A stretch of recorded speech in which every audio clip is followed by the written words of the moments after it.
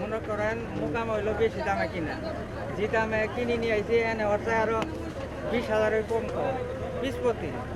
মনে করেন মোকামে মনে করেন যেটা কিনছি 60, ওটার দাম কই 40, এটা কিনছি 40, ওটার দাম কই 20। বুঝছেন, ঢাকার বাজার খুবই খারাপ, মোকামের বাজার অনেক বেশি।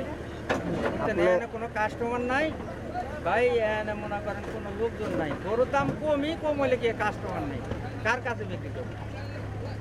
এবছর কোন ধরনের গরুর চাহিদা বেশি আপনাদের কাছে মনে হয়? এখানকার মনে করেন সব ধরনের মনে করেন গরুর চাহিদা হয়তো 2 লাখ 3 লাখ, এইসব গরুর চাহিদা বেশি। বড় গরু মাঝারে গরু এখানে বেচা কিনা হয় নাই, কম টুকটাক বেচা কিনা চলতেছে।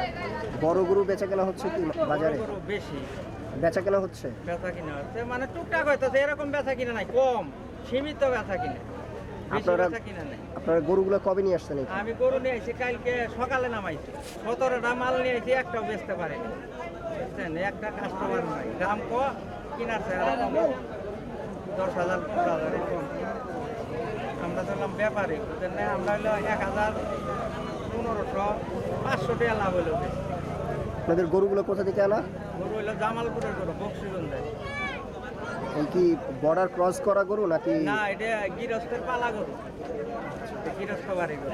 আপনার কাছে কি মনে হয়, আপনি কি আপনার কাঙ্ক্ষিত মূল্যে গরুগুলো বিক্রি করতে পারবেন? এনকা আল্লাহ জানে, বিক্রি করতেও পারি, আর গরু দাম দেয় তো। ধরেন যেই গরুগুলো বিক্রি হবে না সেগুলো কি ফিরায় নিয়ে চলে যাবেন? আর দিলে না বিক্রি হলে তো ফিরাই নিয়ে চলে